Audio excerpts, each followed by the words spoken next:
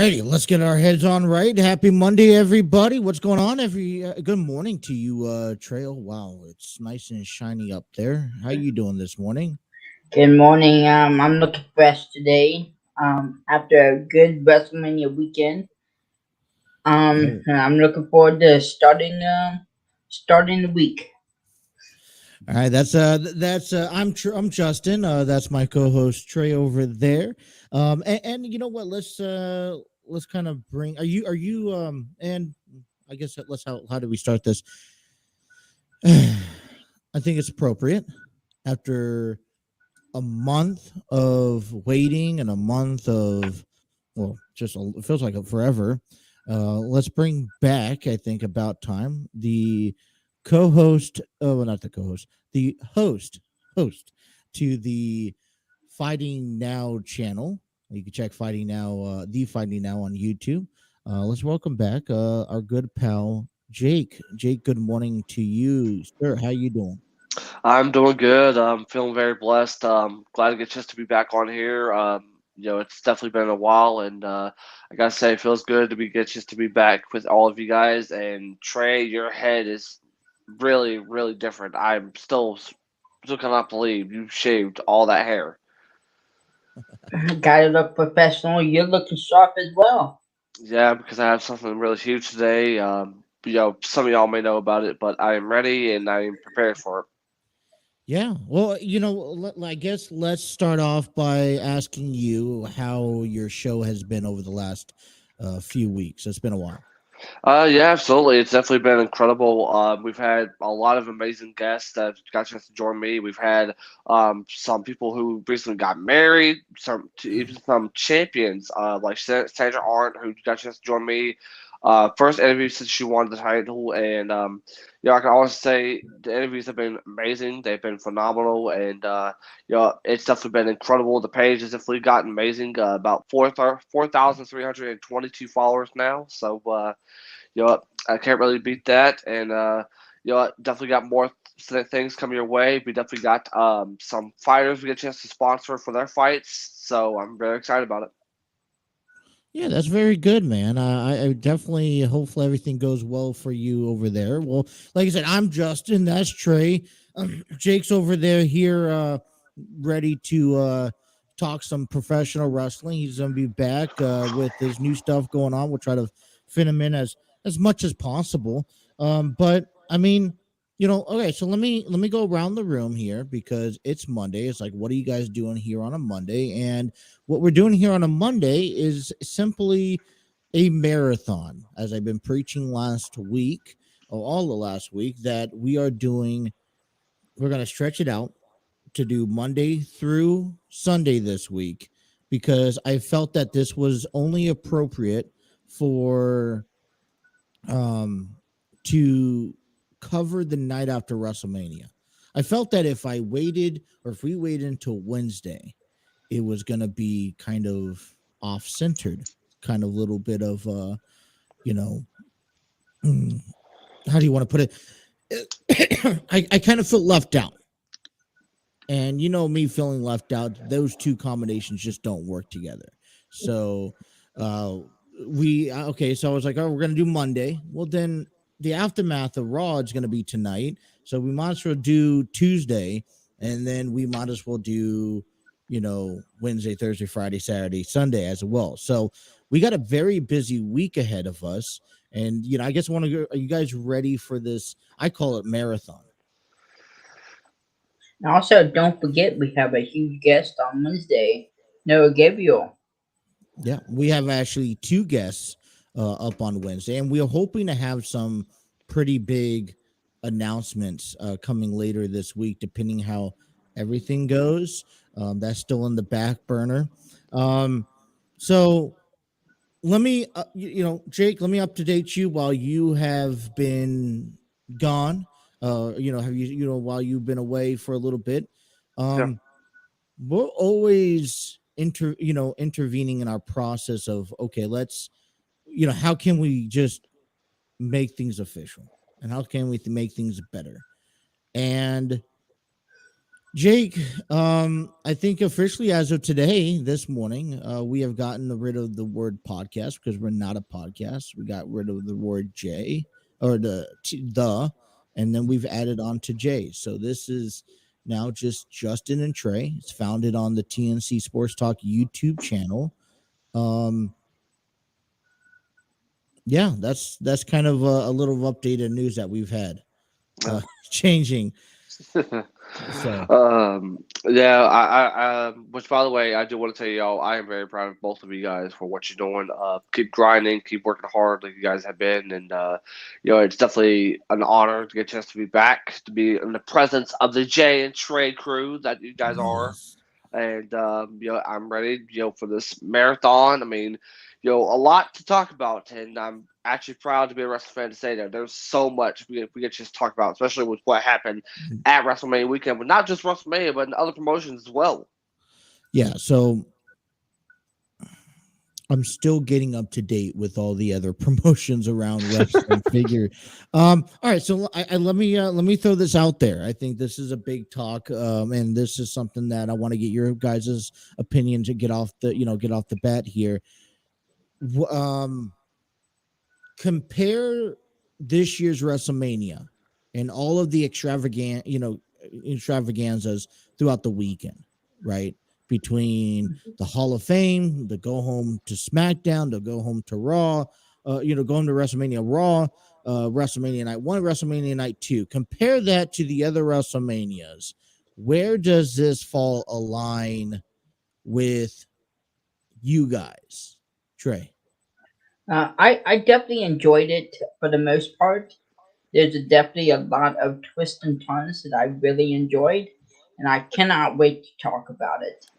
But compared to the other ones, um, I don't know if it was the most stupendous WrestleMania, but it was definitely great.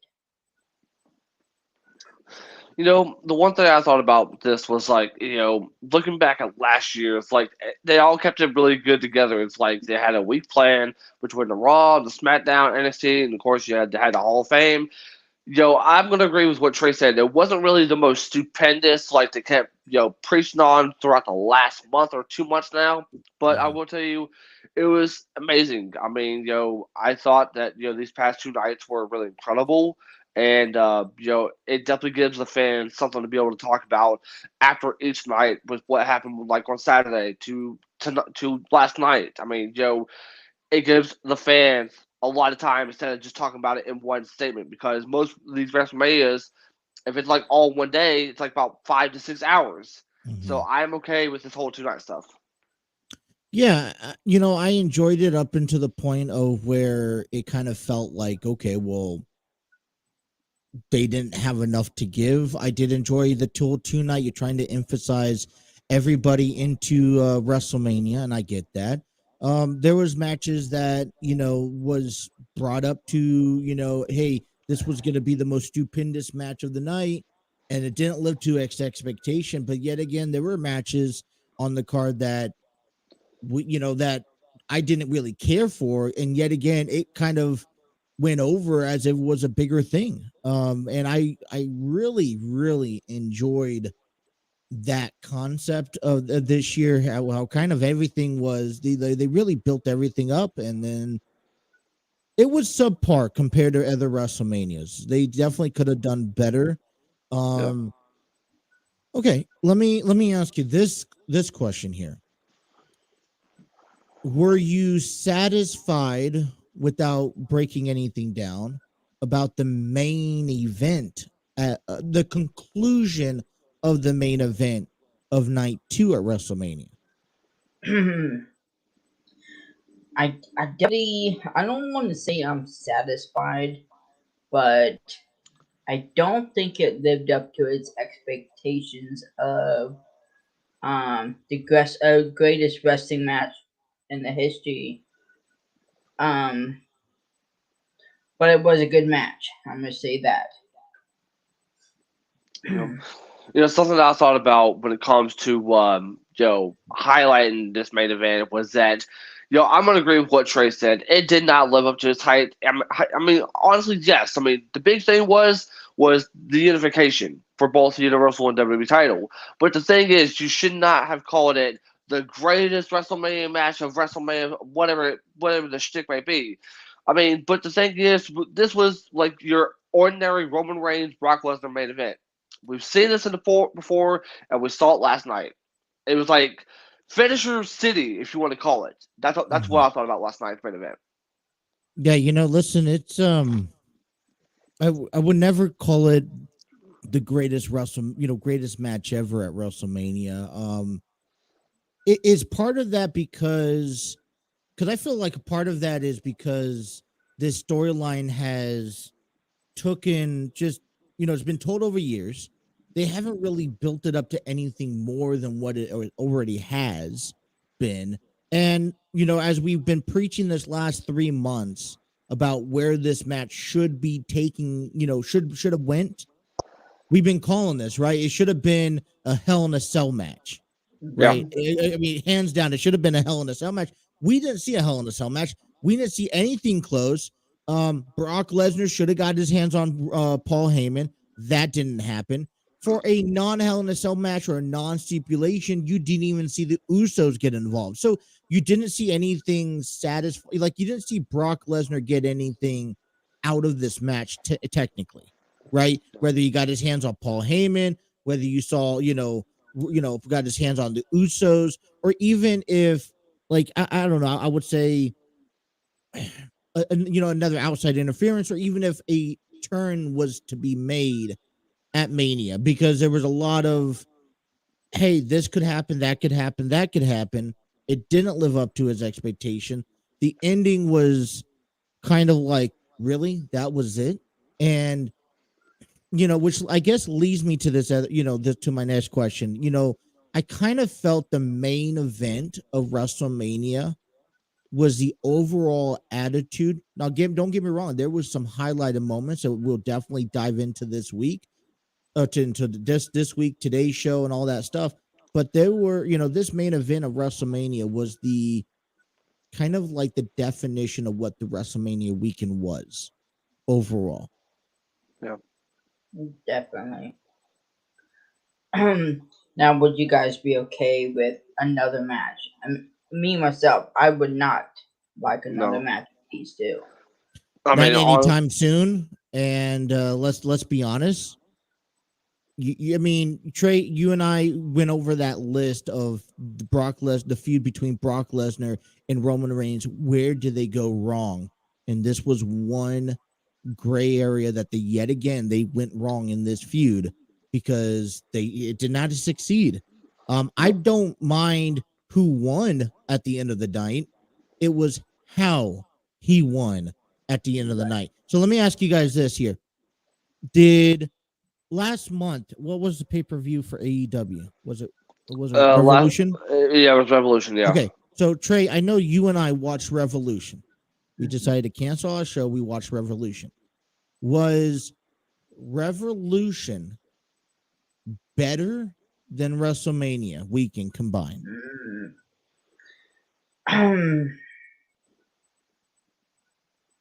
It comes close. Nothing to me will overtop the Hall of Fame. Okay. And that is part of the WrestleMania weekend. There was definitely. I mean, it's hard to compare them, because there was some great matches that I really loved on Revolution, and there were some great matches on WrestleMania that I really loved. But there was also, on the WrestleMania side, there was some wrestling matches that I didn't care for. But on the AEW side, I was invested the whole night. Right. So me myself, I am gonna say Revolution was better, just by a little bit. The one thing I thought about was that, and I agree with Trey on the Hall of Fame. Nothing can ever top the Hall of Fame, especially with what we saw this past Friday. Joe, and I'm gonna also agree with him with what he said. I mean, he actually brought up a good point because he said that there was matches on the WrestleMania card that I could care less about. And I think Justin could agree with us on Hmm. that one. But the one thing that's for sure was Revolution had a lot of matches, and even the start of the matches. I mean, like we had Jericho and Kingston compared to the tag team matches. Don't get me wrong, I enjoyed one of the tag team matches, but I'm gonna have to say Revolution as well because Joe, there was a lot of time that had been wasted on one of the nights. I think you guys can guess on which night I'm talking about. That should not have happened as much as it did. Yeah, I mean, I feel like that was the lack of talent. It's not just a lack of, it's not lack of talent. I feel like the WWE has talent, Yeah, but it's the built to the talent. When you go see Happy Corbin and Drew McIntyre for the last 3 months, you get tired of watching it because it's the same routine over and over again. It's nail Mhm. biting. When I really felt that you should have highlighted Dominic Mysterio, and yet again you highlighted Logan Paul at WrestleMania, I felt like that was also some teeth grinding as well to watch. I mean, I would be honest with you that there was parts of WrestleMania that I turned the channel, unfortunately. Um, I And, mean, I went off to and, go do laundry or go do this or go do that. I mean, it wasn't. It didn't for me. It didn't live up to to its greatest expectation. Let me throw this out there. Does Were you guys mentioned that the Hall of Fame never disappoints? yeah. Did the appreciation, which we'll talk about this in our next segment when we come back from break, but did the appreciation of the Undertaker being inducted to the Hall of Fame the entire weekend? I'm not talking about one night. I'm not talking about 2 nights. The entire weekend. Did the WWE do the best they can to appreciate and show the Undertaker's career and significance in the WWE? mm. Because hey, we asked ourselves, this is what we would have liked to see, Yeah. Mhm. and I would be lying if I said I did not completely accept or like how they went about that. And maybe it was the Undertaker's choice. You kind of one of the most unselfish persons in the industry alone. Maybe it was him like, no, I don't want the attention. But yet again, you knew you were going to get the attention all weekend. How come we couldn't do something a little bit more instead of just coming out and waving his hand? Almost reminds me of Queen Charmel. No, I definitely enjoyed the Undertaker Hall of Fame.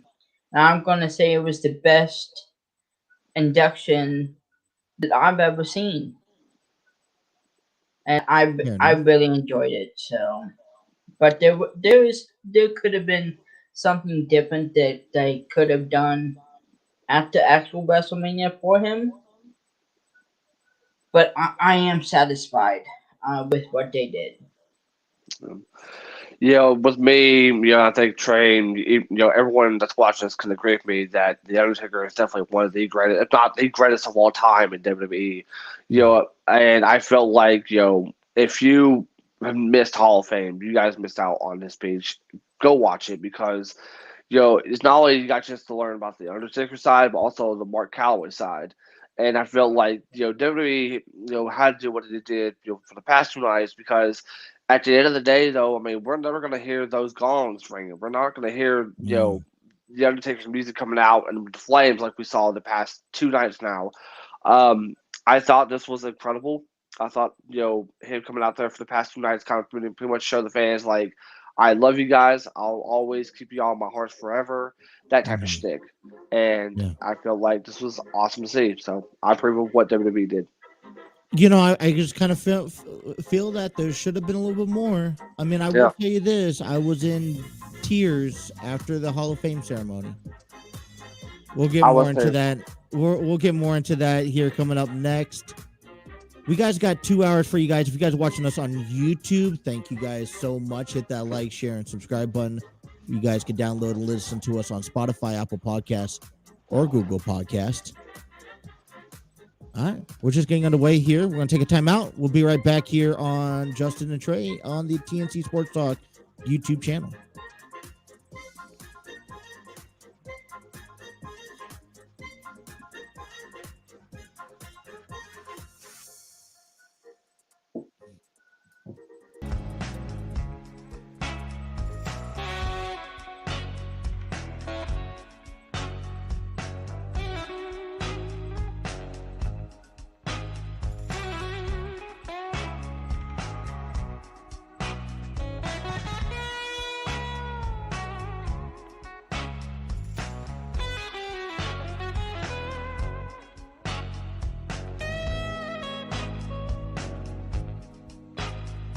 And I explained this over the week. Today's era, they did the exact same thing what they're doing today 15 years ago. You talk about like guys like Carlito and Rey Mysterio when the Hardy Boys left the first time. Was that all broken news? No, you were only able to find that news on the WWE website because that was something, and they controlled that. You talk about why they couldn't. Or why, it's all news to us and they're just doing things terrible.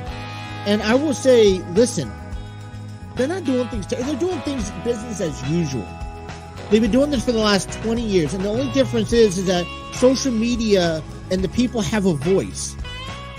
These athletes have a voice and they use a voice on social media, on Instagram, on Twitter, on Facebook. And it stops instead of WWE having that voice, it wasn't like Carlito got released back in the early days and he was able, he could have tweeted out, hey, these guys are crap. No. What happened was that if they got lucky, a guy like Chris Masters who got released would have to take a phone call on an interview who talked about wrestling, which by the way, there wasn't many areas or radio stations talking about wrestling. There still isn't today. You don't see SportsCenter every single week having guests on that is a professional wrestler.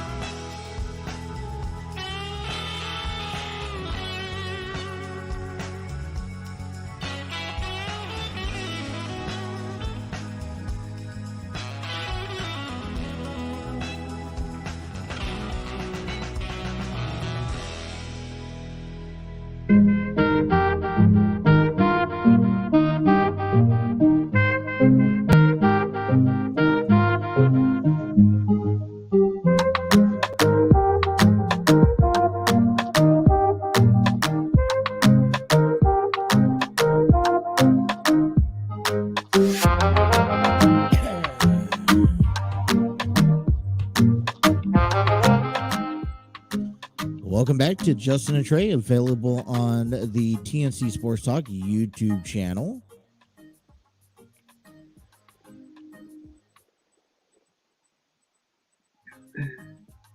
Let's do some housekeeping work here while we're at it.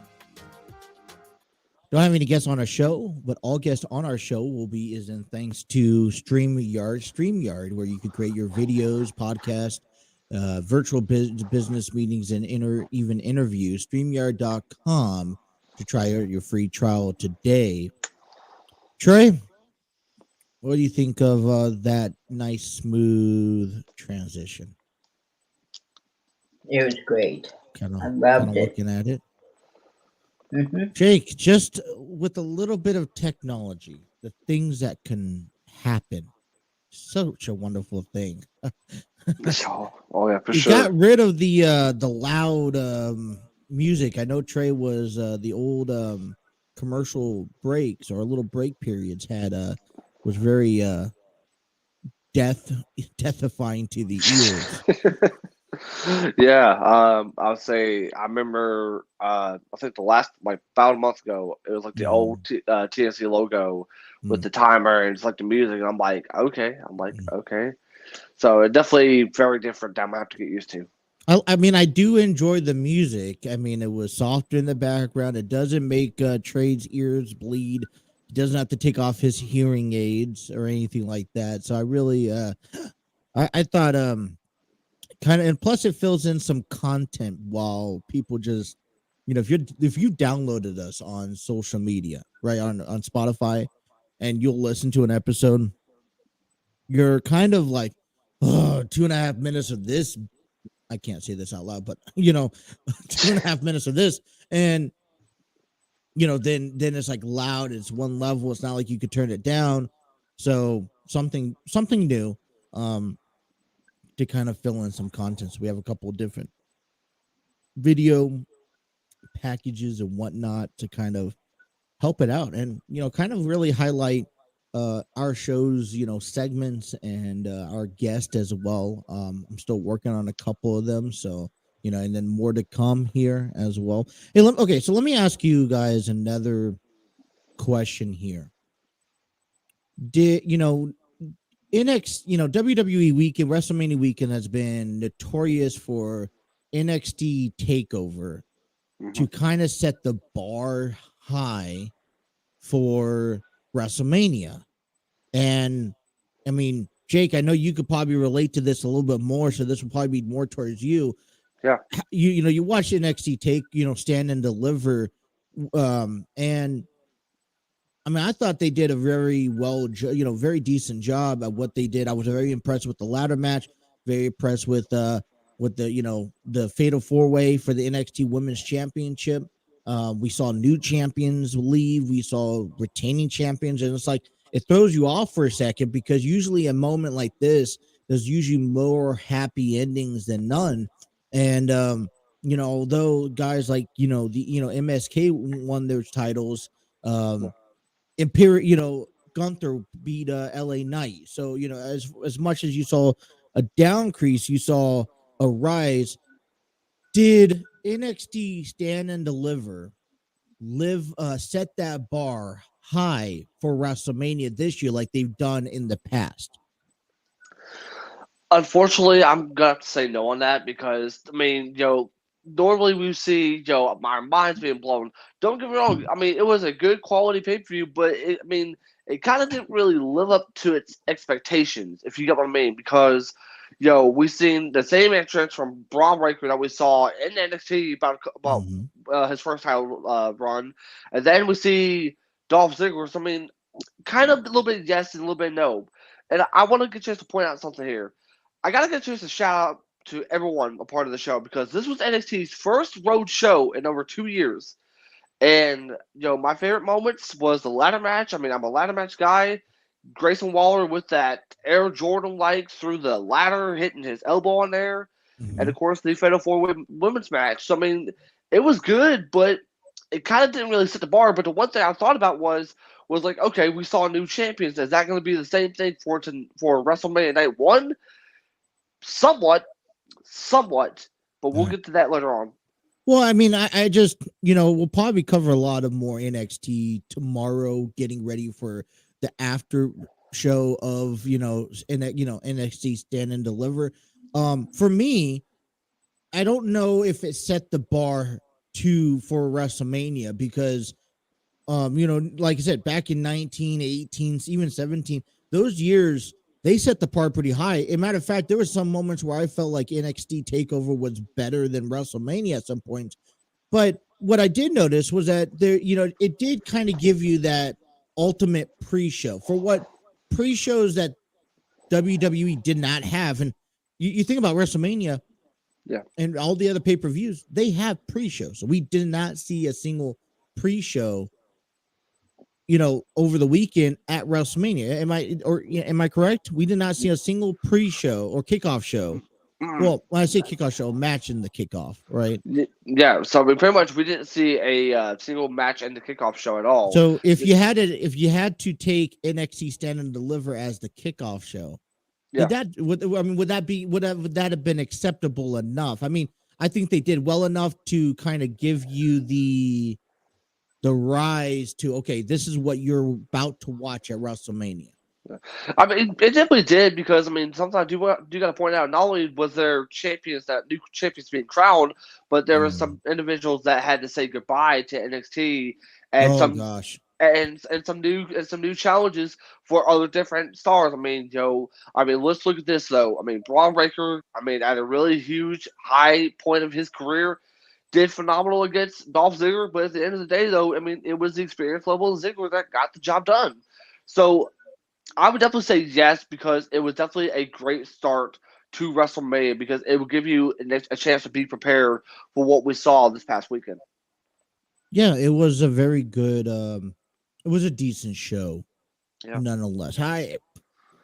We'll break that down more. So, Trey, did you have any thoughts on Stand and Deliver? I know you were probably sound asleep when it all happened. I If actually not, was texting you when I actually tuned in. I was actually wrong in like every match that I predicted with you. Um, I wanted Mandy Rose to lose, which she mm, won, unfortunately. I wanted Braun Breaker to win. Unfortunately, he lost. Yeah. And out of the three matches that I did watch, the Fatal 4-Way was my favorite.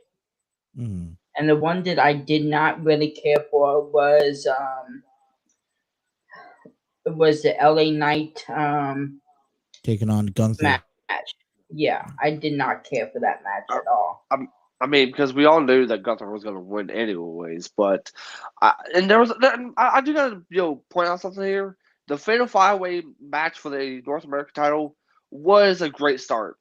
Great start. Everyone got a chance to have their spots. Unfortunately, the guy that I wanted to win did not win the title though. So And who did you want to win? as crazy as it sounds, I wanted Santos Escobar. I wanted Santos Escobar to win because he needs to be able to have that title to be able to highlight his career. So I really believe that Santos Escobar really could have done something, and I feel like that he was the MVP in that match because in all the high spots, here comes Escobar doing hurricanranas, doing some Mm. flip power bombs. Something you don't normally typically see. All right, let's talk about WrestleMania and the Hall of Fame and the Undertaker being inducted to the Hall of Fame right after this quick advertisement.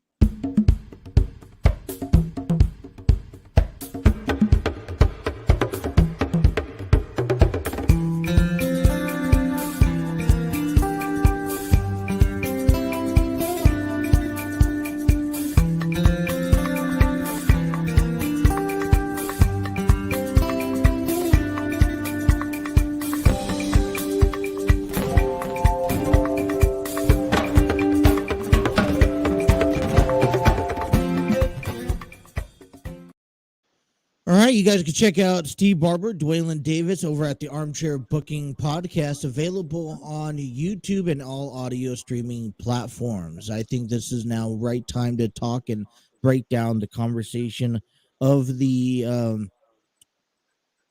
I guess, of the weekend because it was a highlight of the weekend. I'm gonna allow you two for a quick moment, and I'll rejoin you here as I reset something. Um, let's bring in the Undertaker Hall of Fame. Just walk us through your personal experience because this was something beyond measures here. I mean, this Hall of Fame, you got a chance to see a little bit of everything, a little bit of everyone. I mean, Trey, Jake, I know I talked to you about this. Thank goodness. I mean, I'm just joking around with this, but thank goodness someone didn't screw it up because it was one word away from screwing it up. And then, listen, to be able to take the time and not go off of, you know, a script, be able to reach out to you personally as a human being. No one anticipated that type of speech coming from the dead man himself. We all thought maybe he would have kept character, maybe, but he really went into his personal life and how his life changed him not only as a human being, but helped him push him through a career. I mean, and Trey, you must even still be just a little impressed with Queen Charmel. And Um, listen, it was kept short. It wasn't too big for you. I mean, but I mean, it, overall, it was a good. I was, I think a lot of people could say we were waiting for the Undertaker, though. Uh, Most definitely. My favorite. I had two favorites going into the Hall of Fame, which was Shad Gaspard, which was very very emotional. But the Undertaker, man, you see this. He's 6'10" and a half. He's a tall dude. He's a tough dude. You see the Undertaker as the dead man. I would have never expected to get a up close personal insight of the Undertaker's real life outside of the ring, and for him to come out and thank um his friends such as the Undertaker, Triple H, Shawn Michaels, and his buddy Kane, and to even talk about his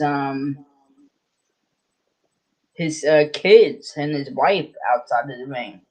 That to me was just amazing on the Undertaker's behalf. With me, it's like there's two favorites in my opinion. It was the Steiner brothers because I love the Steiner brothers. And of course, the Undertaker. I mean, like Trey said, I mean, he talked about his personal life. I love the story that he shared that he was facing Psycho Sid, and he had his family there, and his mom was sitting in the second row, and then Psycho Sid whispered to Taker. He goes, "Where's your mom at?" She goes, "She's in the second row," and then all of a sudden, here she comes. She's trying to get to Psycho Sid, and then he tells her one day. I remember that she had bruises from his brother and his dad, because that's how hard they had to be able to get her away from Psycho Sid.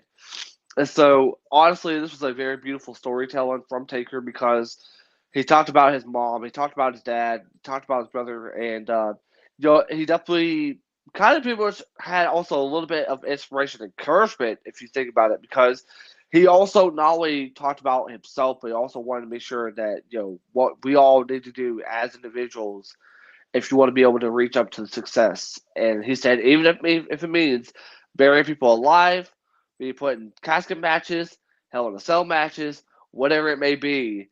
And I love the fact that he actually had a joke about Vince McMahon. He said that Vince said that he loves him, but does he really love me if he puts me through all that types of matches? But I thought that Taker had such a phenomenal speech, and if you guys missed out on it, which I understand because it was like around 11, 12 o'clock at night, go to Peacock and watch it, because not only that, but we'll also listen to other individual speeches as well. I really love the tribute that Shad's son and JTG had, Mr. Tongue Twister, whenever they did the head shake that they always do. And that I think it was at least 5 minutes, 5-10 minutes of the Undertaker just in silence, listening to the ovation that he had. 11 minutes 38 seconds. Wow. They just would not. I mean, listen, how emotional could he get? I mean, he was breaking down in the ring.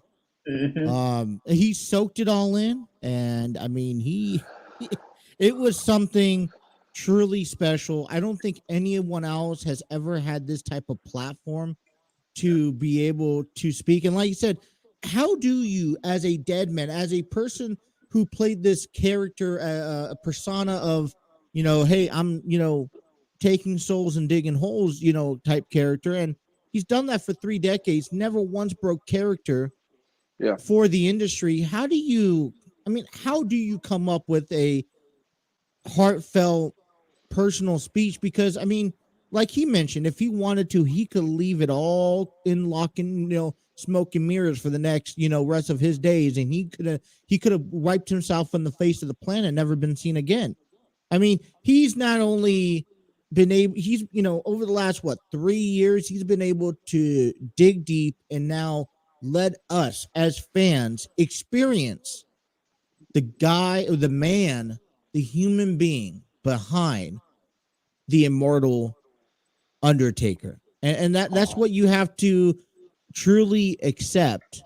And a part of me is like, I don't want to see that, because just leave the character as it is, because sometimes that mystery is what sells. Yeah. But it's like, man, you're such a big icon. I need to dig deep into this, and I want to know everything. I want, how you did it. I mean, how did you wrestle with the broken ankle and climb that cage? I mean, in his 2000s, he needed both of his knees replaced. He needed his hip replaced. I mean, there's not many guys out there that is willing to go that extra mile. And you could tell that, listen, I mean, he's still not, if he wanted to, if he really wanted to go, I wouldn't doubt it. But I really feel like he's found peace, with himself, um, in life, in the WWE. Man, it was a great. Definitely, like he said, never say never, and that just still gives me the goosebumps. I was No, so hoping for something for Mania. Also, I do gotta send a shout out to everyone who was a part of that crowd, because that crowd made before his speech phenomenal. I mean, you get tears just from seeing Taker in tears. All right, And let me oh ask you my this God. before we cut to break: which one was a bigger pop, the Undertaker or Triple H's? Oh, I got you guys there. Hey, you guys hold on to that thought. Answer that when we come right back. Don't press that dial. Don't move anywhere. We'll be right back here. Justin and Trey on the TNC Sports Talk YouTube channel.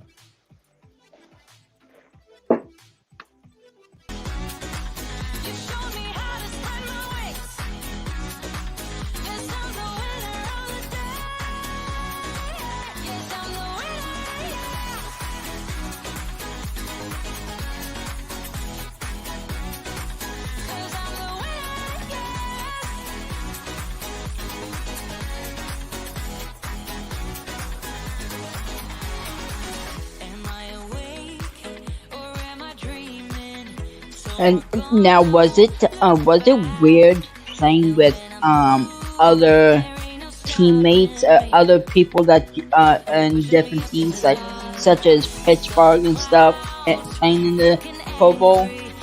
Yeah, it was. Because here's the thing. So when I played, there were safeties, and I'm going to use safeties for an example. Ronnie Lott, Joey Browner, Dennis Smith.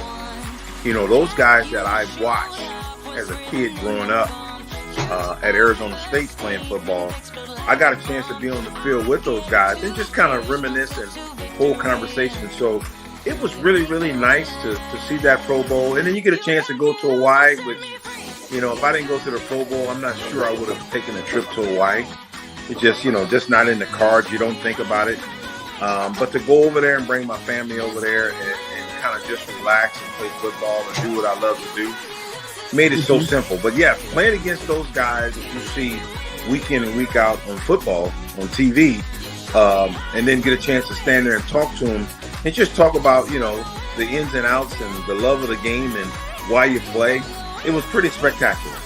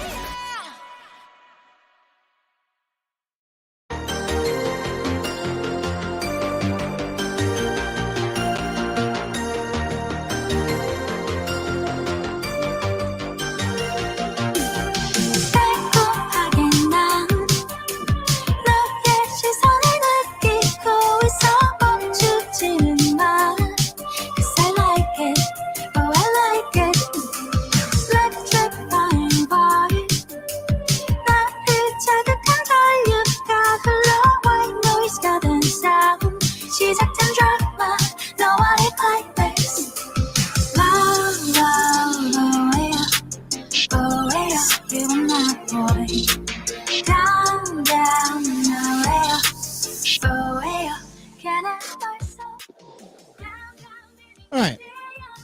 I teased prior to break here.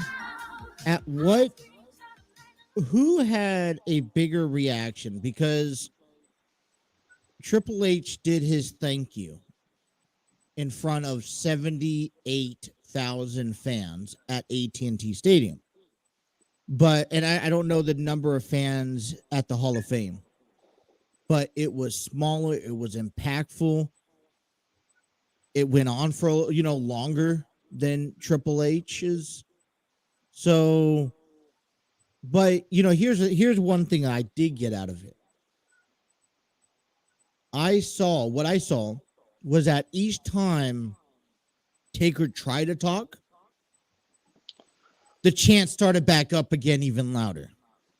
So, but when Triple H decided that he wanted to talk, everyone got quiet because they wanted to hear what he had to say. So, in your opinions, you guys, who had a bigger pop or momentum? Me myself, I'm gonna say the Undertaker did. Um, like you said, every time he tried to talk or get a word in, he just couldn't because they got louder and louder every single time he tried to talk. But on the other hand, Triple H, he's done so much for the business. I wish they could have gave him um and let him do something else and have his time other than just come out and do what he did. For But Triple other H? than that, yeah, for Triple H. I don't think Triple H is quite. I mean, I think he's done in the ring. I don't think he's quite done with honoring his career. He was there to open up WrestleMania. It was like when Hulk Hogan comes back, or at WrestleMania, or The Rock comes back, just to open things up. That's where I feel like it lays down. Jake. I mean, listen. Triple H. I mean, you want to solidify the ending of an era in the WWE. Undertaker, Triple H in the same, in the same venue, just being appreciated for the success and the career that they have. And let's not forget, you guys, this is the first time, well, technically second time, but first time that we really saw Triple H since since his medical, issues back last year. So, I mean, he's never been other than his retirement speech, he's never really been verbal. He's never been interviewed. He's never talked to anybody. He's never addressed any statements how he was doing. So it was honestly just great to see the game himself, Triple H, just come back and soak it all in, even if even if he can't get in the ring again. I mean, one thing I can tell you is, I mean, how can you not like listening to the start of Motorhead? I mean, we all love Triple H's theme song, and one thing was for sure is, it kind of really hits my heart. I don't know if it hits you guys, or any of our viewers out there, but it really hits me a lot because Taker going to the Hall of Fame, and then Triple H returning. This was like pretty much our goodbyes to our heroes, our legends that we all grew up watching since we were kids during the Attitude Era, the Ruthless Aggression Era. I mean, you name it. We got a chance to see both these individuals be able to become legends that they are today. But as far as to answer the question on who had the bigger pop, it's obviously got to be the Undertaker. But the one thing I can tell you about Triple H is that Triple H definitely deserves the pop that he definitely deserves. I mean, especially with the news and speculation that we found out, especially whenever he made the announcement on the Stephen A. show. I think both individuals deserve to be able to have their own rights to be able to have the pop that they have, and it was very beautiful to see. But Taker's by far, and it really hurts me to see Triple H having to put those boots in the ring, but it's understandable because of his health issues. And without a doubt, I mean, the man's going to be going to the Hall of Fame. If not, he'll end up, and I'm going to go ahead and predict this now, he'll end up headlining next year's Hall of Fame, and he definitely deserves it too. Really? My opinion, yes. It's been a long time coming. It's been a long time coming for Triple H. I'm going to disagree with that. Triple H definitely does deserve that. Yeah. but I definitely don't think his time is next year. Next year's time is Batista's. Mm. He's been he was supposed to get inducted last 2 years, and he's definitely Hollywood, and it's a good time for Batista to be in. He was the one who rejected Hmm. the induction of the Hall of Fame this year and last year because it had to do around the Undertaker. He was like, I'm not wanting to go. I mean, as much as it is to be honored in the same class as Taker, man, just give him the spotlight. I don't want to take it. Just give it to him. And I mean, that's mad props. You know how far that truth is. That's definitely mad props about that. But I mean, yeah, I mean, okay, so here's one thing that bugs me, and it bugs me because I'm sad about it. I'm devastated, but Yeah. you have to be able to appreciate it at the end of the day. What we officially saw this weekend was the ending of our childhood, Yeah. minus Rey Mysterio and Edge and Orton. What made our childhood and what made us fans of professional wrestling has really bypassed. And for the first time in our lives, we're seeing. I mean, you know, I don't know. Do you consider Brock Lesnar part of the early 2000s, even though he left back in 04 and then or 02, whatever he left? He left. I want to say what 04. Yeah, it was over And right then he after. comes back 10 years later or 6 years later. I kind of consider Brock Lesnar, that era of 2010 to 2000 and, to today. So, but I mean, yeah, there is still a handful of guys out there, but it really felt like I felt a vibe that when we saw Triple H, Shawn Michaels, and The Undertaker stand at the stage at WrestleMania after that Hell in a Cell match, we thought that was the ending of an era. This is truly solidifying the ending of an era of what we grew up as fans, what got us into professional wrestling. I don't know about you guys. I got into professional wrestling because of these guys, because of the WWE, because of Taker and Hunter and John Cena, The Rock, Stone Cold, right? Goldberg. They're not here no more, right? You're right. Those are the top people who's gotten us into this professional wrestling. Eddie Guerrero, Mm. Booker T, Batista still. Batista. Yeah, we don't have them guys anymore, and it's very sad. I mean, we still got Randy Orton, but who knows when he's gonna go? I Well, he mean, says he could go another 10 years. He was just on the Pat McAfee show saying that for the first time in his career, he's having the blast of his life. right, Shit. but who goes to say Gets hurt hopefully it again. doesn't. He gets an injury and has to retire, and that's gonna be really bad. Yeah. Right.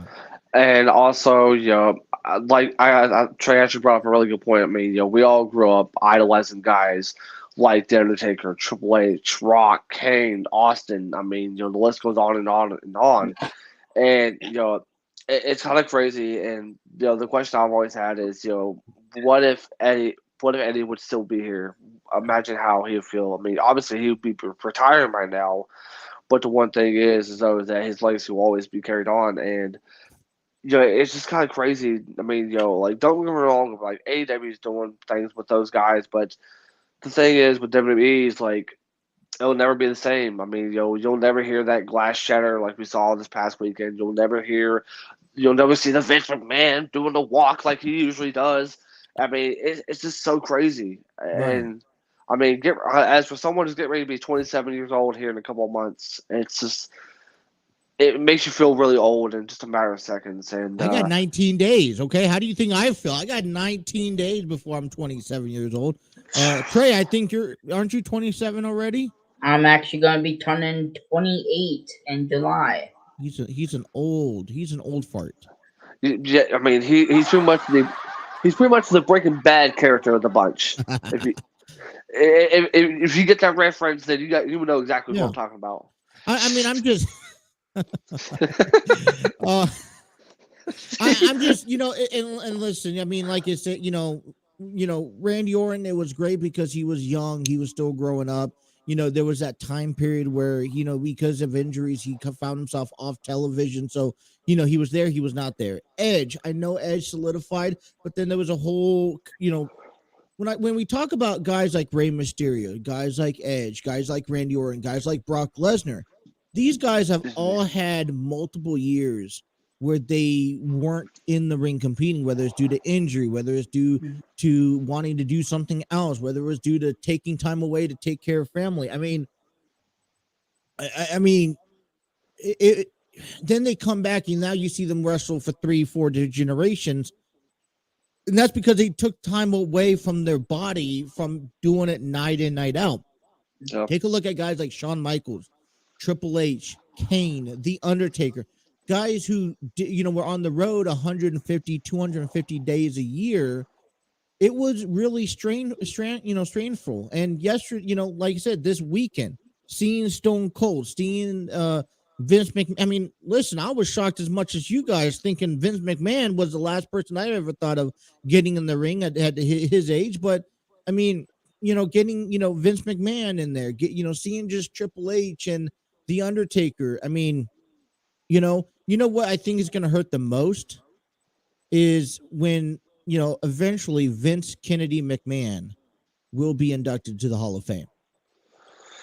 Yeah. And I think that would be the day that he gets inducted is a day that I really feel the era of wrestling ends. Yeah. Yeah. If you know what I mean. Absolutely. And absolutely. Vince McMahon made history yesterday. Being the oldest man in the ring? Actually, having the worst stunner ever. Not only that, but how can you botch the number one thing he receives most? And the craziest thing was not only that, but he also made history because he finally got himself his first ever WrestleMania win. And the years that he wrestled at WrestleMania, so he ties with Michael Cole as the undefeated guy. Well, and Rob. No. I mean, not really. No, I mean, no, you're right. But okay, then Pat McAfee made history. He's one guy who's lost and won a WrestleMania and got stunned at WrestleMania. That's three things. Oh, I love Pat McAfee after last night. Man, I love him too. He enjoyed that stunner like until the cows come home. He was out of the ring on the floor drinking a beer while he was injured. The shot of him whenever they had him drinking beer while he's like all right, hey, hour number 1 is complete, you guys. We got hour number 2. Stay tuned. Don't go. Y'all be good. I gotta go. You out? I gotta get ready. All right, sir. Have fun. Don't have too much fun. Let us know how it goes. I'll let y'all know how it goes. But hey, we'll see you tomorrow. See you tomorrow. All right. Let's take a break. Let's cut to a break, and we'll come right back here on Justin and Trey. I guess you're Justin. I'm Trey. Let's change that back up. There we go. All right. Show continues here right after this quick break.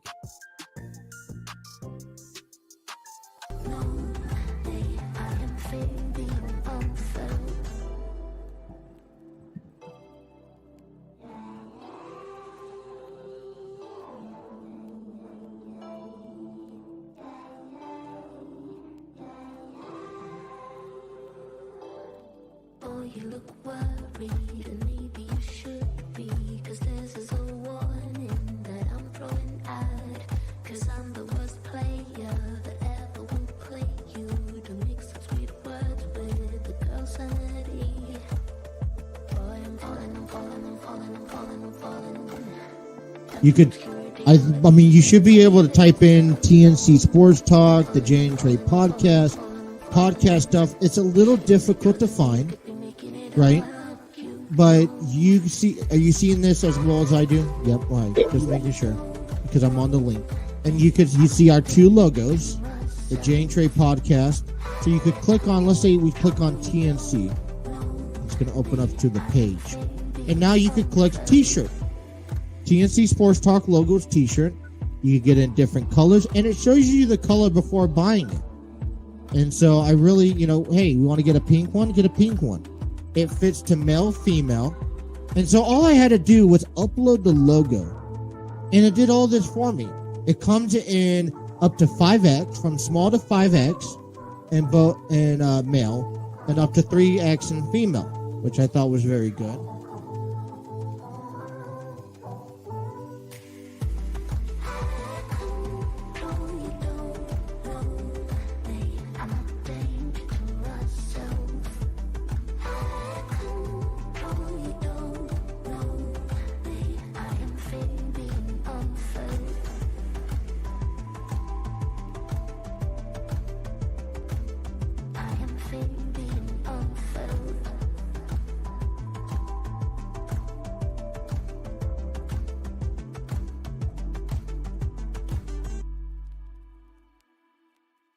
I'ma need safety.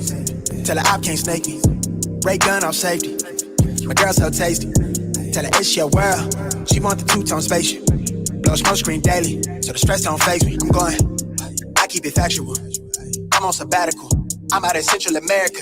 I need a break from hysteria. Park like the one with the carousel. I get it lit in your area. I'm locked to the vision, it couldn't be clear. You couldn't pay me to care enough. I dare you to hate me supreme with the sound through the stereo. So turn it up loud when you hearing us. We live and it's good in your area. My mama proud, she tearing up and it's going down. Got your girl aroused by these massive stacks like 100 pounds. Running big laps till the sun is down like 100 miles. Tinted frames on me leaning down, winning now. Been a while, you ain't like me then, but how you like me now? Real one, if I hold you down, I'ma keep it there till we in the ground. I think that woke us up, didn't it? It did. Great. Hour number one here on Justin and Trey, available on the TNC Sports Talk YouTube channel. And man, we got a marathon week for you guys. We're on 7 days this week. We're going to carry out the rest of this week from 10 a.m. to noon. So we'll be back here tomorrow. And then we will be also here on Saturday and Sundays from 10 p.m. to midnight. So that's fun stuff, fun and exciting things. Well, emails and work, all that stuff just keep coming in. There we go. But all right, we're not going to get to through the entire WrestleMania. I knew that. I don't want to rush through what's happening. But I feel like there's a few conversations that we do need to have before Monday Night Raw tonight. Fair enough? Yep. For example, here's a good conversation that I think we should have. What is the next step for WWE, and what is Monday Night Raw going to do without a main championship? Because the way I see it is that there's two options.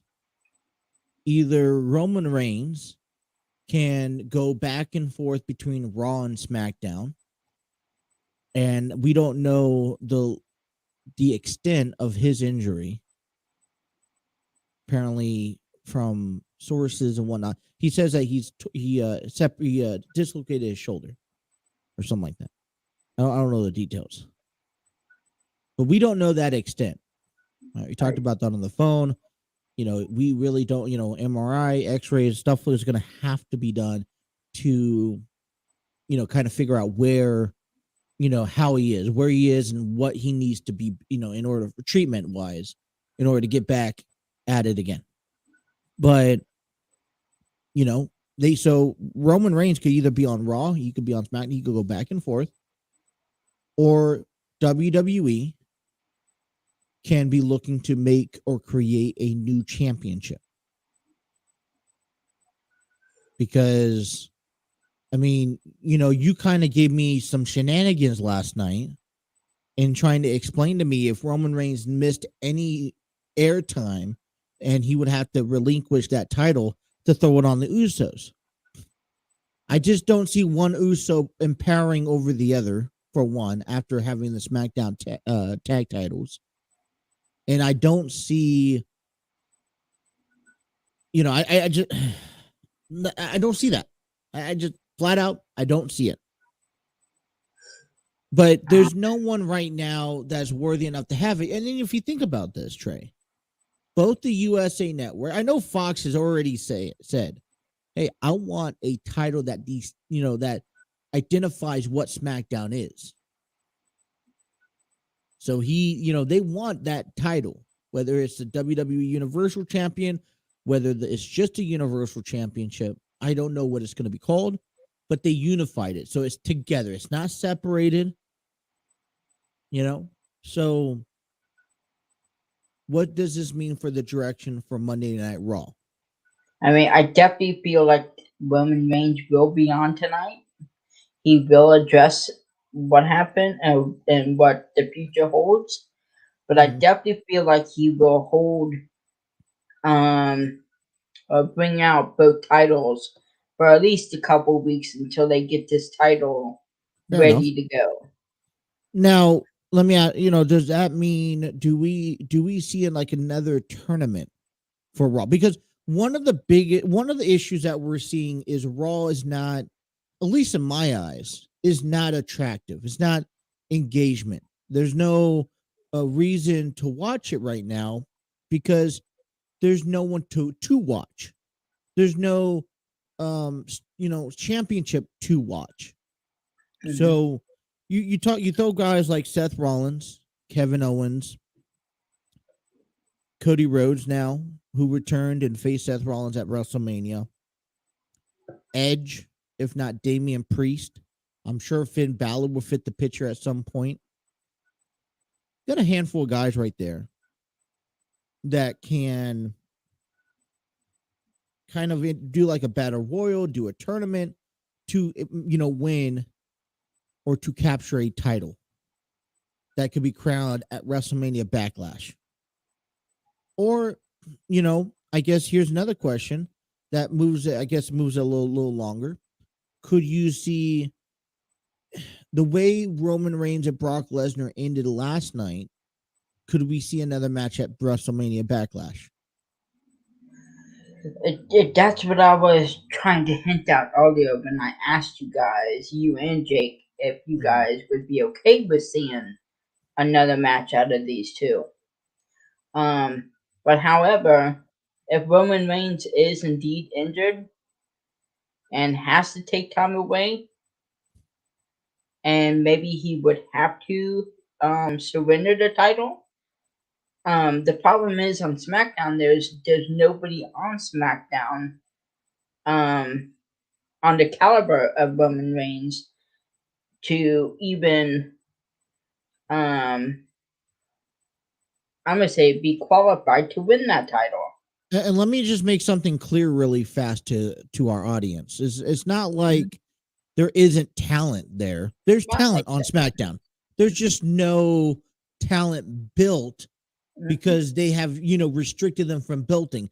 And some of that, I mean, even Drew McIntyre is not built to Roman Reigns status.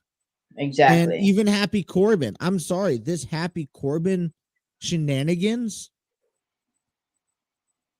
Give me Baron Corbin back, please. Make him broke Corbin or give me Baron Corbin back. Don't give me the shenanigans of Happy Corbin anymore. It doesn't, for me, I'm over it. That's where I feel at. That's where I'm at with the character. But, listen, there's talent there. Baron Corbin's a great athlete. Drew McIntyre's a great athlete. Sheamus is a great athlete. I mean, can you name anyone else on that roster? I'm gonna put up two tag team names, but that are great talent. Okay. That one of them was a WWE champion, which is Kofi Kingston. Okay. But Kofi Kingston, to me, doesn't have that star power of like Roman Reigns. You see, the way that you build that star power is by putting the title on somebody. I mean, sometimes that's how sometimes people did it. I mean, Jinder Mahal didn't have that star power, and then that title was put on him a few years back, and look at him now. And well, I mean, don't look at him now. Look at what he did with it and how big he got. Yeah, I do question the status and how they're going to implement. I mean, they could always save it at the end of the day and combine the roster, again. Yeah. And I'm gonna be this is where I start thinking, okay, why do that? Because if you're on Fox wants to be represented in its own way. Like when you look at SmackDown is completely different in its production format than Raw is. Why combine the roster? I mean, if you get aired a certain way on USA Network, and I mean, there's nothing wrong with USA Network's airing, but you go over to SmackDown, and it'd be like, dude, like some of these things that they put up on the screen is 10 times better. The arena is better. I mean, for me, if you ask me, if you combine the roster, what show I want to be on, I want to be on SmackDown. And I don't think Fox as a network would like, combining the roster again, because you want to highlight your own stars. You don't want to go back and forth. Right. At least the network doesn't want to go back and forth. You know what just sucks is that Roman Reigns has spent over 500 days making this Universal Championship mean something. And then this unification happened, and they're just going to get rid of it and get a new title. Well, so is that, I think. that, I mean, do you really disagree? Do you disagree with getting a new title? I mean, both those titles look exactly the same. You need to, I mean, I feel like you need to create something unique that can separate and stand out from each other and put it on Raw. now the thing is once this Universal title is over, does that mean that Roman Reigns is, because he's been Universal Champion for over 500 days, right? So they're going to go back to the WWE Universal Champion. So at the beginning, it used to be WWE Universal Champion, and then it was WWE Champion. Then they switched, then they dropped the WWE and just called it Universal Champion because that's how they fit on the belt. And then now it's back again, WWE Universal Champion. So nothing really changes. He's just the title of title. Now, I like the idea of Roman Reigns being the head of the table of both SmackDown and Raw. But you think the amount of work that he's put in and the amount of appearances that he's put in the last 2 years is, in order to accomplish being the head of table of both SmackDown and Raw, you're going to have to show up to both shows on a weekly, basis. And I don't know, does that become too much work for Roman Reigns or the bloodline? I mean, they definitely are professional, and I think they can handle that. But I definitely do worry about Roman Reigns' cancer condition. But if he needs that time off, he's going to take that time off. Well, then why didn't you drop that title to Brock Lesnar and get appropriate time off? I guess here's the other factor, I want to ask is we saw Brock Lesnar and Roman Reigns, and we'll break down the match later on this week for sure. But as we get ready for Monday Night Raw, who's next for Roman Reigns now? What's next? Where does he go? And where does Roman go next? I definitely think. Sorry if you guys hear that. But it's like a buzzing noise. Are they mowing the lawn? Yeah, they're literally outside the window. We'll be there for like the next 10 minutes, probably. But I honestly think the next opponent will be Drew McIntyre. Drew McIntyre. Although I I don't. So I mean, see, I mean that's the thing. I mean, if you look at both, okay, but then okay, let's face it. Drew McIntyre is your next opponent. How long is that feud going to go on? Because we've already seen that in the past. If you watch the Evil documentary, we've seen at WrestleMania Drew and Roman Reigns. Yeah. Now let's give in, both of them have developed and grown up since then a little bit. But how long does that feud last? And then when that feud does end, what's next? Do you start looking over on the Raw side and see who is on Raw that can go toe to toe with him? Who on Raw? Give Seth Rollins another shot. Give Bobby Lashley a shot. Okay, when it comes down to Seth Rollins, for me it's the same scenario like when we saw. It's one of those storylines as if Roman Reigns and Brock Lesnar, where you kind of are getting tired of seeing it. I'm getting tired of seeing Seth Rollins and Roman Reigns is because when Seth Rollins and Roman Reigns gets put together, they get put together awkwardly. They get put together at the wrong time. There's not an appropriate buildup. It's always been like a bypass. Okay, here's a temporary feud that we know is going to work until we could get to an actual feud. Right? Yeah. I mean, Seth Rollins and Roman Reigns had a match at Madison Square Garden. That was a temporary feud. That was a feud that you know is going to sell, but there's no push or emphasis on it because all you're trying to do is get past Madison Square Garden. Me myself, I love the Seth Rollins and Roman. Then why don't you love the Brock Lesnar and Roman Reigns feud? Because they're practically the same thing. They've been going on ever since Seth Rollins backstabbed, the Shield and, slapped that chair across his back. That feud's been on and off since then.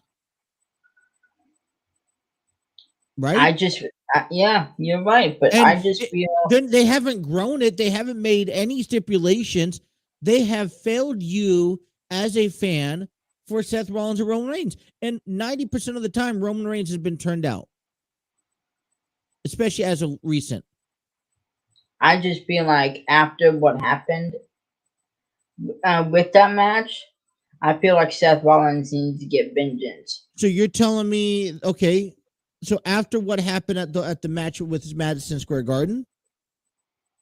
No, when they actually had on the pay-per-view where Roman Reigns just destroyed him with that steel chair. I feel at the Rumble. I feel like Seth Rollins needs to get revenge. Okay. But then Seth Rollins, where does he fit in the title line? Because Cody Rhodes just beat him. And from your reports, Cody Rhodes is a multi-year contract. You know he's going for the gold. That needs to be the number one thing of his return. He needs to set eyes on bringing some gold to the WWE. This is where yet again, I go back to WWE having that new title and tournament where Cody Rhodes is in it. Because you really see it right now, Cody Rhodes taking on Roman Reigns for the championship, for the, unification championship. I don't see that happening right off the bat. Right. But it would be a fantastic match. It will be. I would tell you, I promise you that it will be a really great match to watch.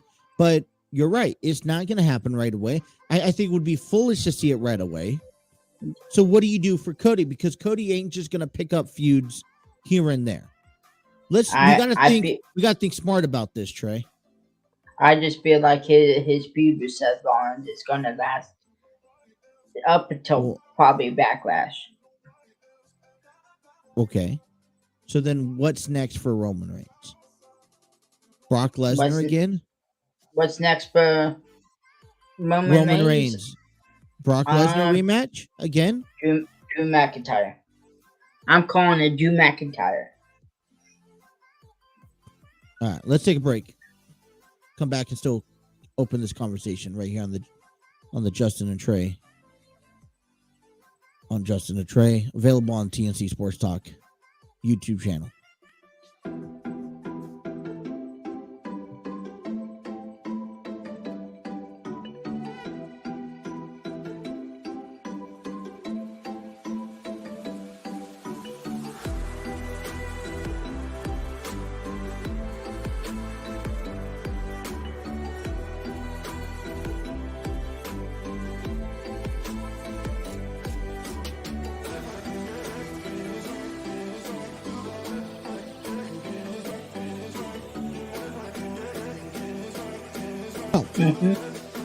Moving out here closer to the Cincinnati area, the local team is the Cincinnati team, right?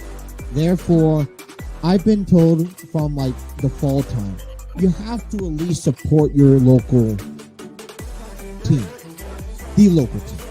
Which I'm like, okay, that's fair. It's not the rivalry to the Rams, so I'm not like, why? You know, because I mean, he was trying to support the Seahawks and the 49ers. No. And so when they won the AFC NFC championship game and they're going to fight, figured out that the team that I root for and the team that I support are going to the Super Bowl, it's a win-win for me if you think about this. And so I jumped on. You saw the Joe Burrow jersey because I let Justin borrow it at the Super Bowl party that we had. And this one came in on Monday, and I told the guys at work, I was like, listen, I'm going to wear the team who won to work. And no one gave me shit about it. I was happy. I was happy as a horse. Because we got a chance to see, I got a chance to at least support the team I won. And I will tell you this. I'm going to be honest with you. I wish that Merriman is not coming down. Sean Merriman's jersey is not coming down. This Cooper's Cup. I wish that the Bengals jersey was up there instead of the Rams. But I think I'm more impressed of the game just itself.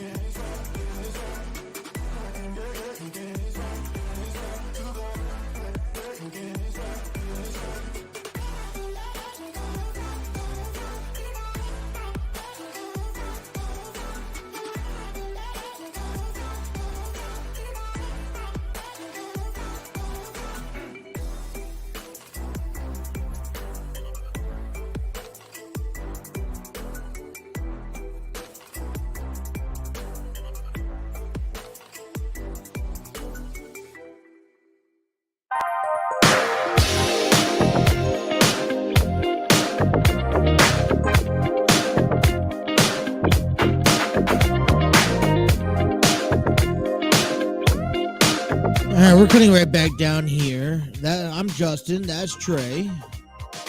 You guys are listening to Justin and Trey on the TNC Sports Talk YouTube channel. I'd like to give a shout out to Epidemic Sound. Discover your world-class artists, composers, and bands. Find your perfect soundtrack and give your social media accounts the music they deserve. Epidemic Sound is a royalty-free music link. Check out epidemicsound.com for more details.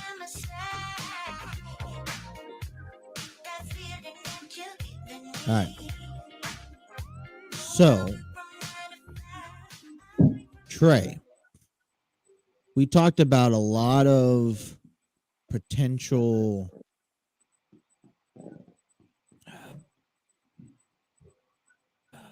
how do I put it? We talked about a lot of potential interferences. We saw a lot of great surprises. Run-ins. Mm-hmm. Okay. We saw a lot of great surprises return. Triple H, Cody Rhodes, Stone Cold Steve Austin. That was all great moments. But were you at all surprised to not see any heel turns, face turns? I mean, okay, the only turn that we saw was The Miz turning on Logan Paul. But I wasn't even thrilled about that. Like, it didn't get me off of my seat. You know what I'm saying? But, you know, you even talked about this, you know, like, okay, how come if Bailey or Asuka's ready to return, a good show to return is WrestleMania.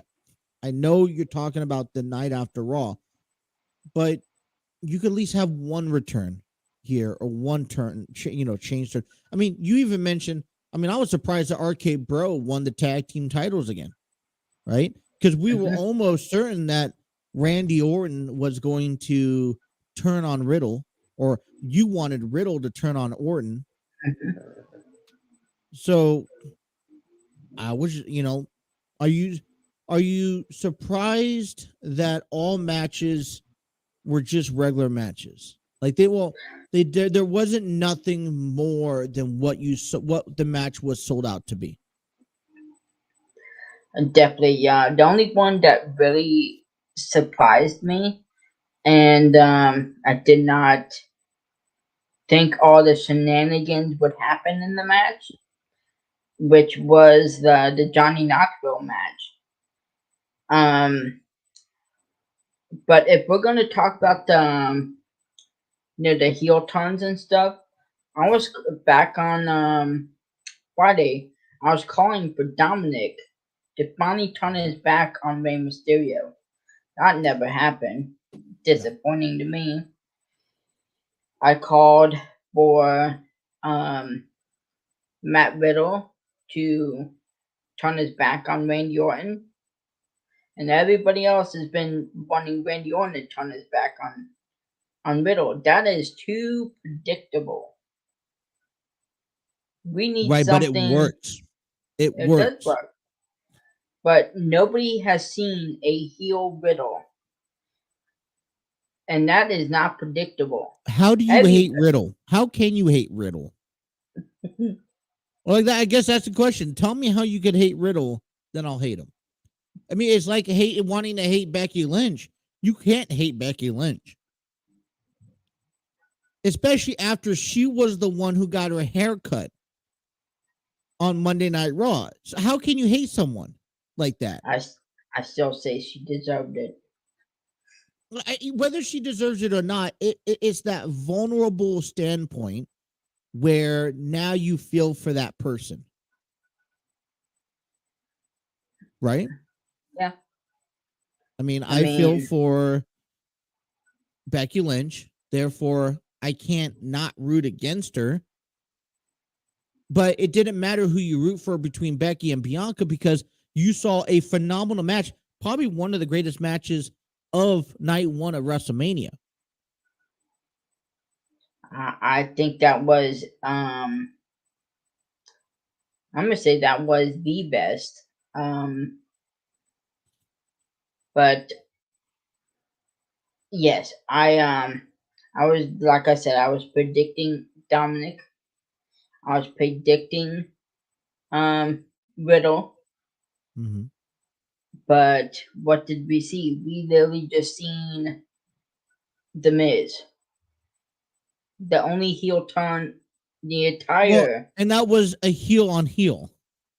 That's the problem with it. Like there was no shocking. Like it didn't shock you because that's who the Miz was. I was honestly shocked that the Miz beat the Mysterios. Right? I mean, Dominic's first match, but I think this just proves, I guess it's, you wanted to put the spotlight on Logan Paul. You put the spotlight on Logan Paul. And now there's, next month, I could only feel that May 8th, you're going to see Logan Paul again. Hell, you may, like you mentioned, you may even see Jake Paul because he's ready to get in the ring. And I'm like, oh, come on. Dominic deserves this. Dominic is the one who's there week in and week out grinding. But I guess one thing, when you want to make these moments, you have to push for the person who's going to be on television less. And right now, Logan Paul is not going to be there in September. You already got him in there. You might as well finish it, right? Yep. You already got him in the ring. You've already got him cutting promos. You've already gotten him doing these turns. And he's not going to be there in September. Dominic's going to be there in September, still competing in wrestling. So, why not finish it at WrestleMania Backlash, right? Yeah. And we're just predicting hypothetically here. But let's talk about the night one. Which one was better? Was Cody Rhodes and Seth Rollins, which felt like an AEW match for a moment, was that better than the 20 minutes of raise hell, kick ass, and leave Stone Cold Steve Austin laying a can of whoop ass on Kevin Owens at WrestleMania? Hold that thought. We'll do this after a quick advertisement.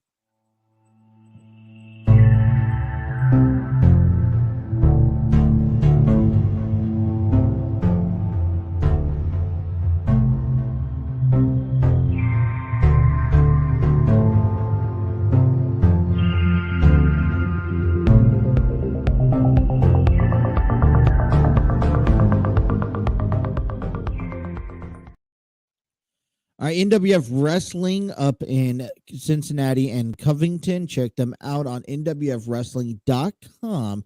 One of the upcoming main events here in the month of April is April 23rd, where they're going to have an 8-man, what is it, like steel cage, Thunderdome cage match for the NWF Championship.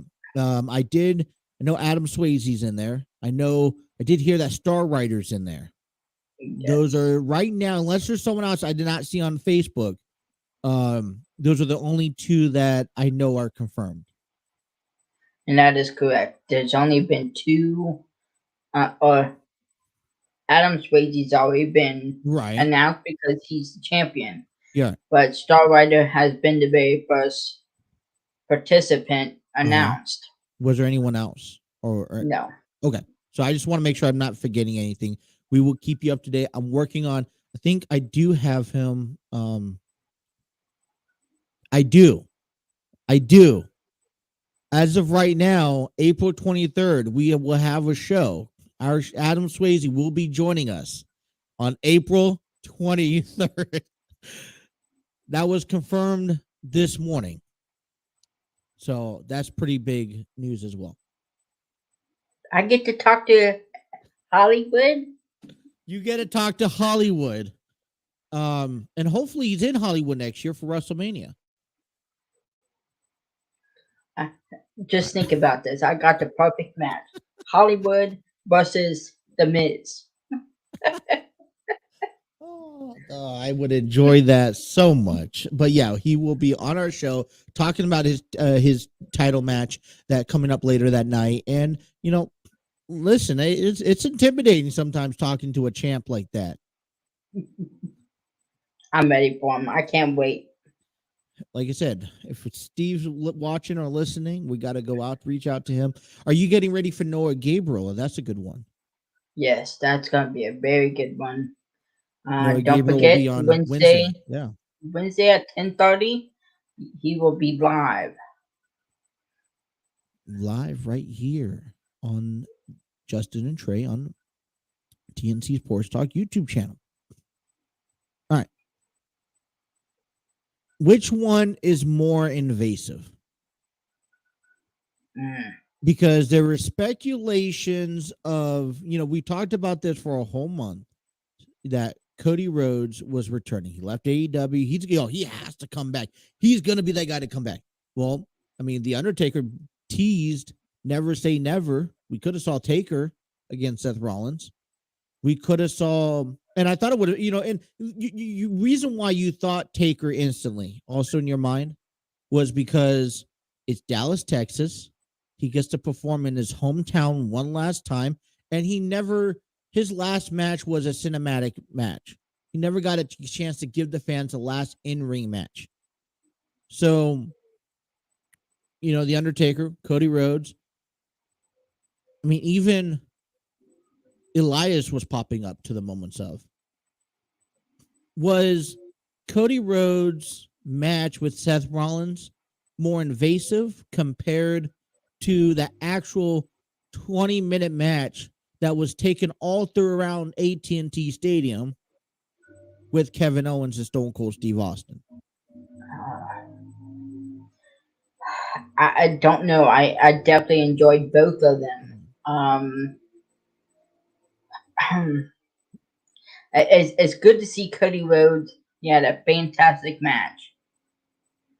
But on the other hand, there's a guy like Steve Austin that nobody expected Stone Cold to actually have a bell-to-bell match. Right. Everybody thought. So let me go back to the question I've asked you a month ago. If this was, they had about 78,000 people a night. If they announced, hey, Stone Cold will have a match at WrestleMania, do you think that could have sold another 10,000 seats to make it close to 90,000 people in attendance? I definitely think if they actually announced it, that they'd probably dang well sold out on night one. But I think everybody there, besides Stone Cold, just to see who Seth Rollins' opponent was. And me, I don't think Cody Rhodes got a huge pop. No, because it was been talked about for so long. I mean, you had a month and a half of Cody Rhodes coming back to the WWE. You didn't know when, you didn't know how, you didn't know who he was going to go up against, but he was coming back to the WWE. So Trey, I mean, yeah, it would. I mean, and listen, they could have speculated somebody else, but they also teased about it so many times. And you know, it could have been the Undertaker. It could have been Elias. It could have been, I don't know. It could be Jimmy Wang Yang. It could have been Eugene. Hey, but overall, you know, Cody Rhodes. I mean, and it was a math worth watching. Do you think that this was the dream match? Not the dream match, but this was his WrestleMania moment that he's always wanted.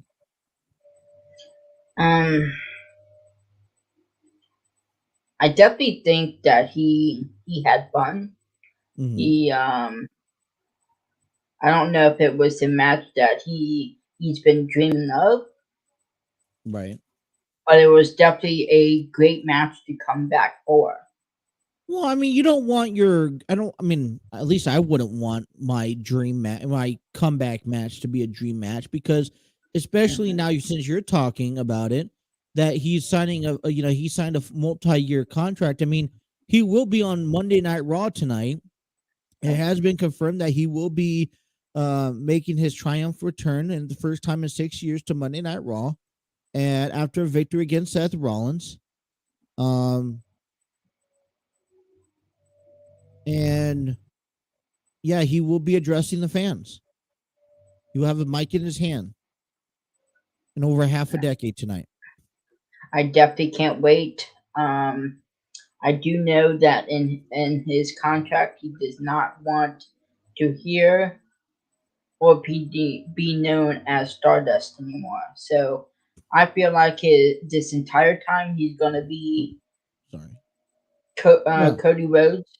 And I think that's rightfully so. I mean, Stardust wasn't necessarily a great, character that he had. As a matter of fact, it was probably the negatives of his career. Even dashing Cody Rhodes was better than Stardust. Even though he did tease us with it in his match. That is true. I mean, kind of get people invested. Oh, they're insulting him. No way he could go to WWE. Let's continue this conversation. Wrap everything up here on this final timeout of the Jay and Trey podcast. See, I'm getting used to the new name. Justin and Trey here on the TNC Sports Talk YouTube channel. We'll be right back.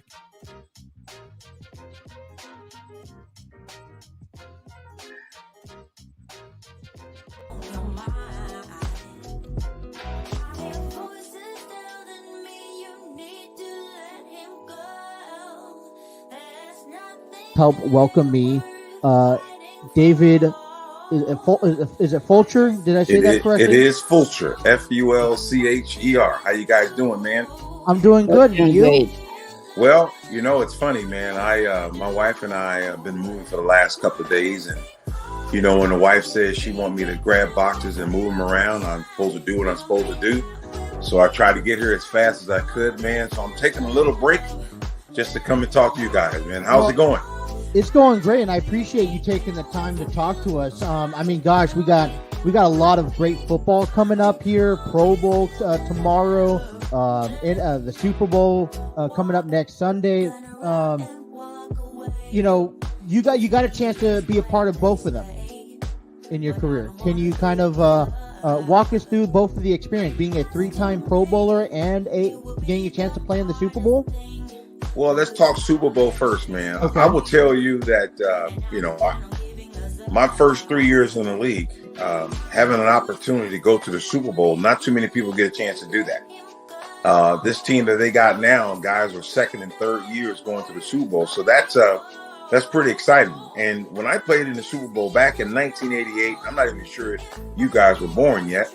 But if you weren't, then, now you guys get a chance to see what Cincinnati football is really about. Yeah. But back in 1988, man, that was a phenomenal year for us. The year before, we went 4-12 due to the strike year. So we missed a lot of games that were pretty close, but we didn't finish. So then the following year, we played a pretty good year. We finished 14-5 and wind up losing to the 49ers in the Super Bowl, which was probably the ultimate game I've ever played in, due to the fact that we're playing against the San Francisco 49ers. I was hoping that a Bengals 49ers rematch would have been great, round 3, but the Rams said no, not this time. But just the opportunity to play in the Super Bowl, man, unbelievable. I mean,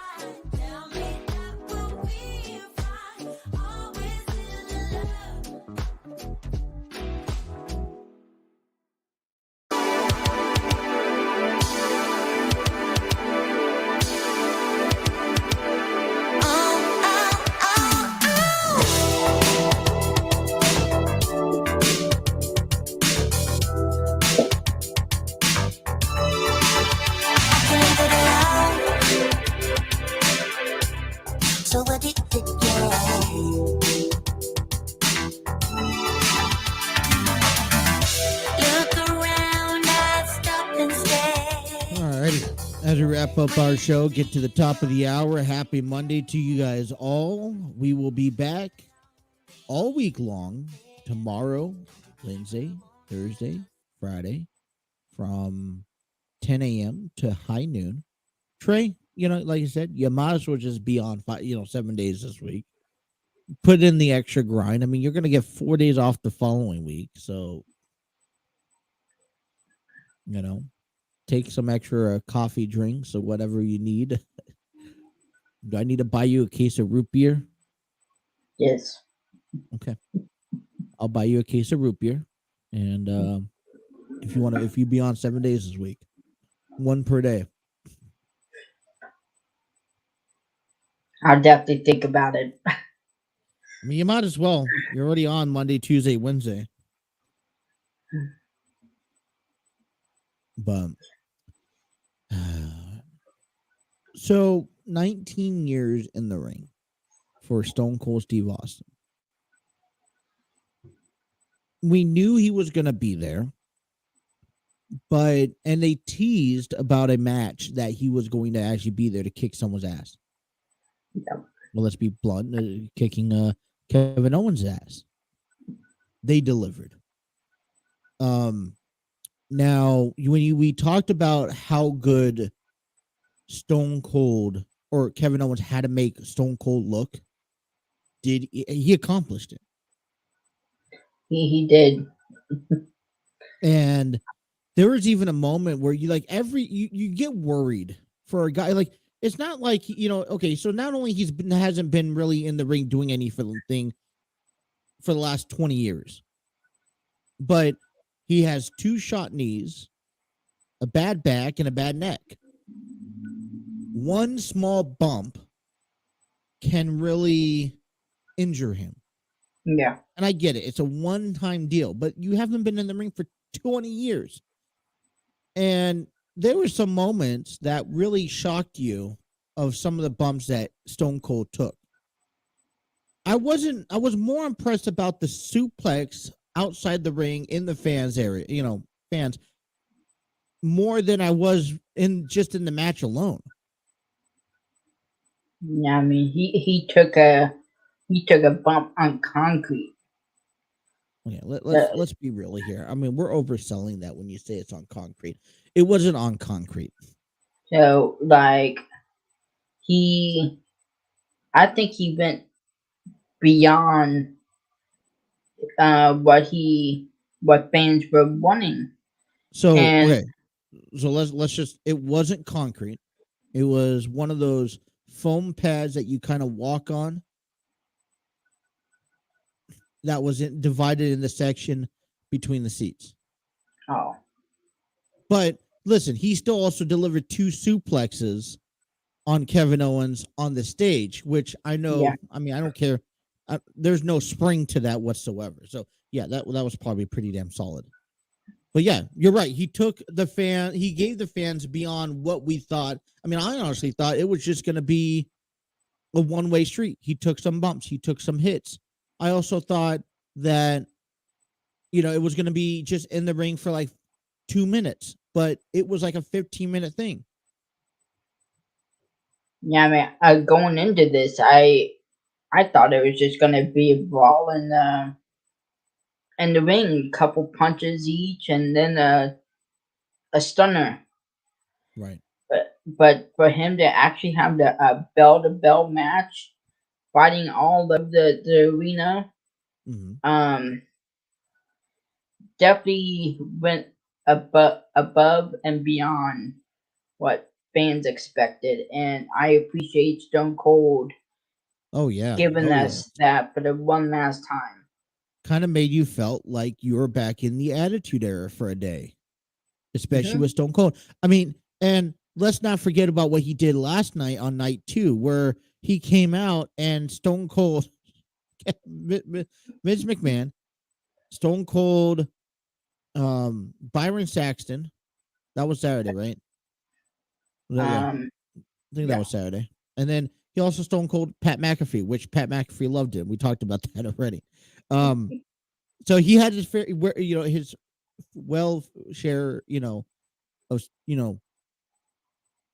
stunners given around town, and it was felt like you lined him up, and he was stunning everyone out the building. And did anybody count how many beers he had for that match? Well, okay, so that's the thing. Every time he called for beers and he did the whole beer thing, he only drank one. Hmm. Did you not? Did you notice that? I He did. used to do 2, but now he only put 1 in there. And I mean, he wasted a lot of beer. it was his own beer though. Hmm. But I mean, that's what Stone Cold does. He wastes his own beer on, I mean, it's supposed to be a beer bash. I mean, it's fun to see him drink. I mean, I wouldn't say drink, but to see him do what he does best in the ring at WrestleMania. Great after 19 years, wonderful thing to witness. Like you said, I don't know. I mean, so you think about this. He hasn't been in the ring in a match in 19 years, right? Yep. So we're going to round up to 20. I was 6 years old Wow. the last time he was in a match. I can't recollect, anything that he said or did. 19 years ago. So to be able to witness, I mean, you were the same way too. Did you remember the last match that you were 7 years old? Did you remember the last match with Stone Cold Steve Austin's live there? I mean, I know we've seen it plenty of times. I mean, in person, live, no. But I do remember all the shenanigans that he did after he retired, Of course. Wait, which he is tried to still come back funny. as GM and one. Yeah, I get that. I'm talking about the last official match. All right, But Monday Night Raw is tonight, Trey. And I what are we expecting? What are you expecting? What are you looking forward to? Obviously, we know it's been confirmed that Cody Rhodes will be on Raw. We'll possibly see the head of the table, Roman Reigns. Could we see Brock Lesnar? we definitely could. There's a chance. I'm gonna tell you exactly what I'm expecting. I'm expecting at least a couple returns, maybe a Bailey, an Oscar. Um, but I will tell you the one debut that I am not looking forward to is the Beer. He is scheduled to make his debut tonight on Raw after months and months of saying he's coming to Raw. Who is he coming to Raw for? I don't know.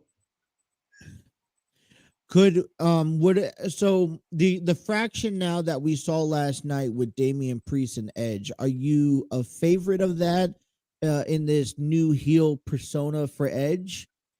I mean, they kind of almost fit well in hand considering the Edge wore purple, and kind of almost like, okay, what can we pass the torch down to? Damian Priest came out of nowhere for me during the match. So to see that, fraction continue, maybe that could be Edge's next opponent, matter of fact. I mean, sets up for a lot of things.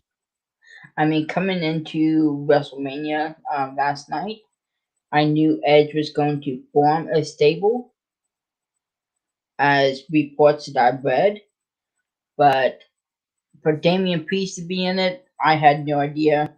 I'm not going to say I'm a fan of it. As of yet, I'm looking to see where it goes and see if I get invested in it. Doesn't make sense. Mm, Or Damian Priest and Edge, knowing that what you're seeing now is Edge and this what is it? What was his fraction called? I can't remember. It's on the top of my head. mhm.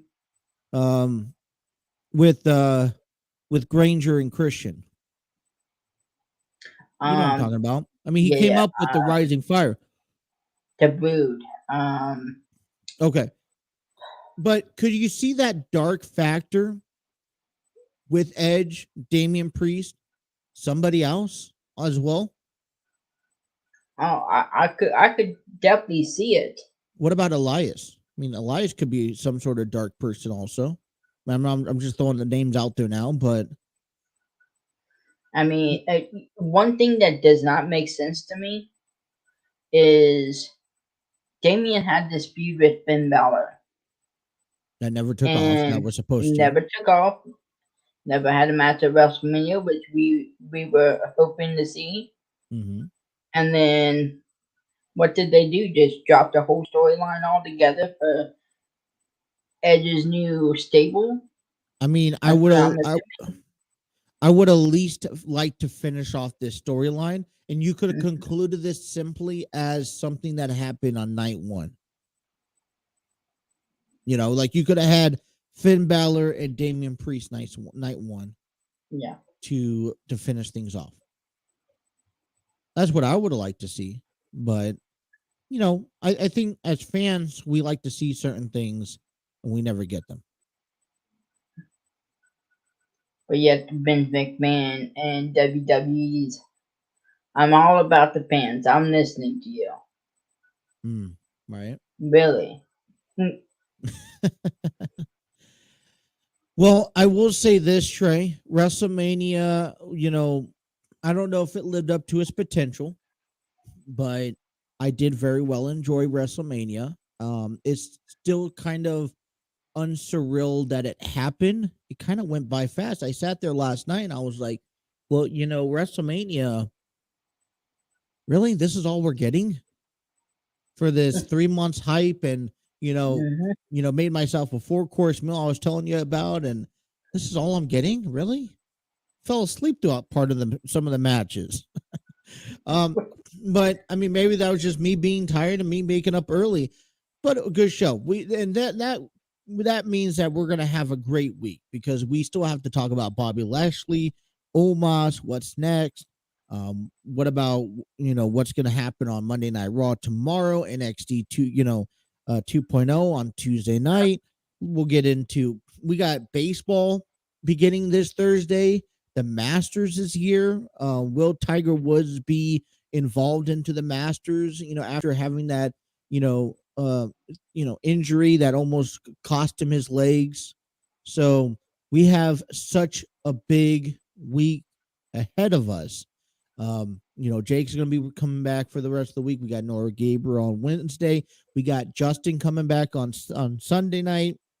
So we have our work cut out for us, and we have to get ourselves ready for the NFL draft, NBA playoffs.